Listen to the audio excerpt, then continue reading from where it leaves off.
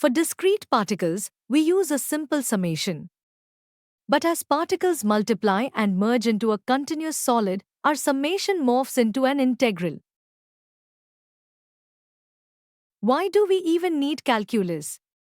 For point masses, distance r is constant. You just plug it into the formula. But what if the object is an extended rod? As we look at different parts of the rod, the distance r to our test mass is constantly changing. When a physical variable changes continuously across a body, algebra fails. To find the answer, we break the object into smaller and smaller slices until we are left with an almost point-like sliver. We call this infinitesimal mass element dm. To bridge the gap between physics and math, we use density. For a wire, we use mass per unit length, lambda. For a sheet, mass per unit area, sigma. For a solid, mass per unit volume, rho. Which gives us our mass elements. These three objects look completely different in geometry. But the exact same slicing logic solves all of them. The first pillar of integration is symmetry. Cartesian coordinates aren't wrong, they are just wildly inefficient for circular objects. Choose coordinates that match the symmetry of the object. The second pillar is limits. Look at this ring. Does it already include both the left and right halves? A classic exam mistake is sweeping from negative r to positive r. Since this ring element already covers both the left and right sides of the axis, sweeping backward to negative r would trace over the exact same physical space again, generating the object twice.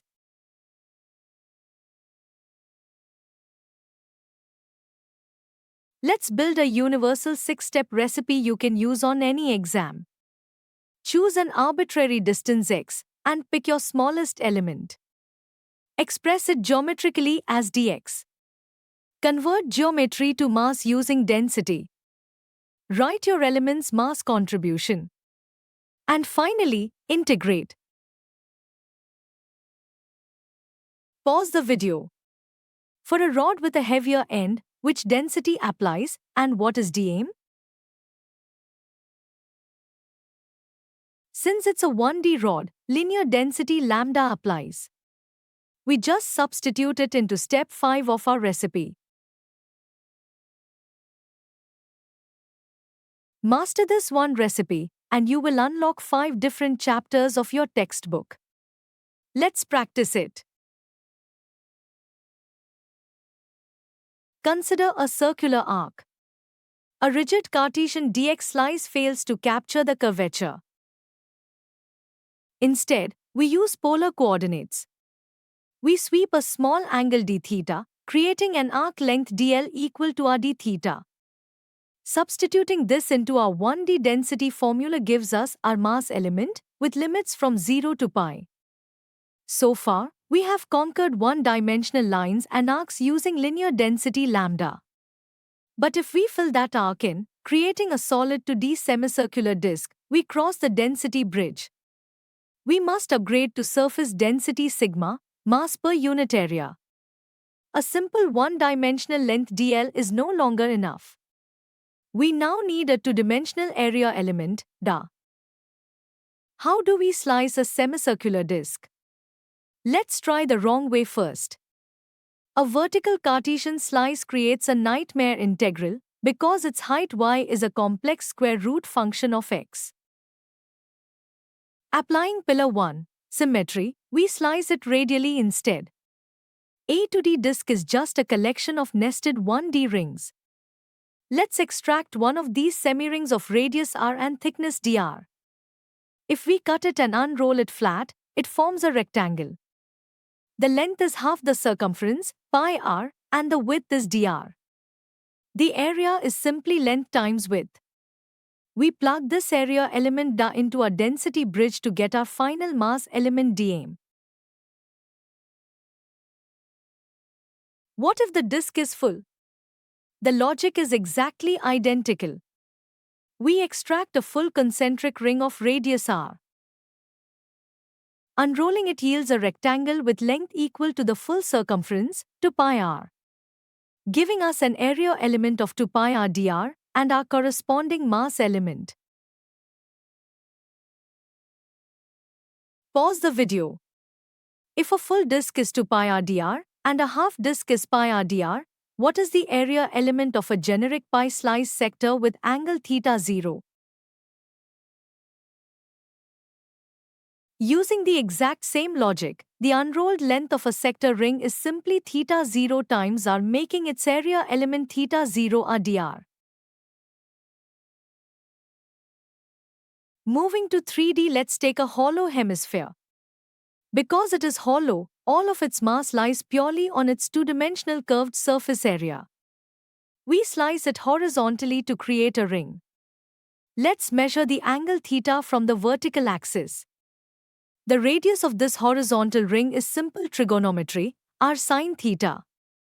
Here is the friction point where students lose marks. The thickness of this ring is not a vertical Cartesian dy. The thickness lies strictly along the curved surface of the sphere, making it an arc length, r d theta. If we unroll this ring, we get a rectangle. The length is its circumference, 2 pi r sine theta, and its width is r d theta.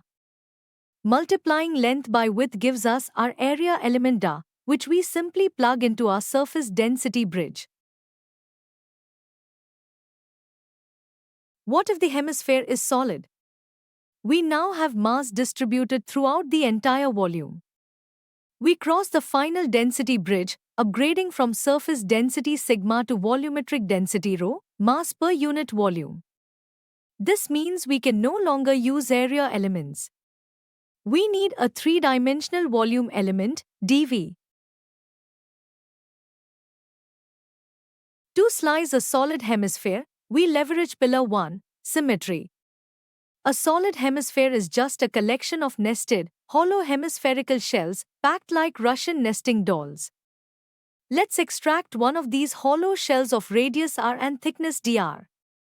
If we conceptually flatten this shell out, its volume is simply its surface area multiplied by its thickness. The surface area of a hemisphere is 2 pi r squared, and the thickness is dr. This gives us a beautifully simple volume element dV, which we plug into our volumetric density bridge to find dm. With the hemisphere mastered, the full solid sphere is trivial. We again use symmetry to slice it into nested, hollow spherical shells, extracting a single shell of radius r and thickness dr. We conceptually flatten it out.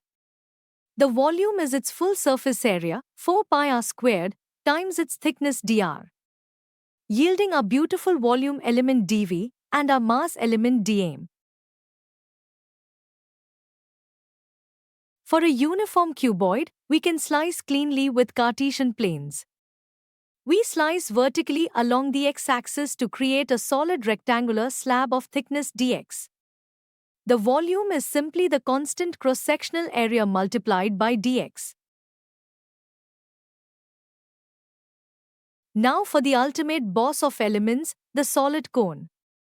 We represent it with a 2D cross-section of base r and height h. We slice it horizontally at height y to extract a solid disk of radius r and thickness dy. The volume element is pi r squared dy. But here is the trap. The radius r is not constant. It changes as y changes.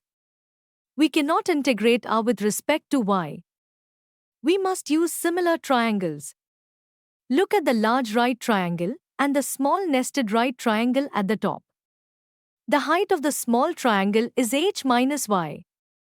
By taking the ratio of base to height for both triangles, we isolate r entirely in terms of constants and y. We substitute this back into our volume element and finally apply our density bridge to get dm. Now for the hollow cone. Since it's hollow, we drop back down to surface density sigma. We slice it horizontally into hollow rings. Notice the thickness is dl, lying along the slanted surface. The area element is the circumference, to pi r, multiplied by the slanted thickness dl. We can express dl in terms of vertical thickness dy using simple trigonometry, and again use similar triangles to substitute r. Pause the video. A frustum is just a cone with the top chopped off. What is its volume element? It is a trick question. The geometry hasn't changed. The volume element dv is exactly the same as a full cone.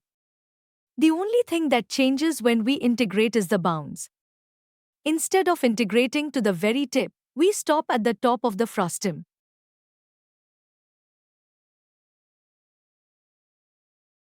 And with that, we have conquered the entire taxonomy of elements. From 1D rods to 2D disks to 3D spheres and cones. If you can master this derivation pipeline, you can solve any rigid body problem in physics. This has been the BP Methods Masterclass. Keep deriving, and we will see you in the next one.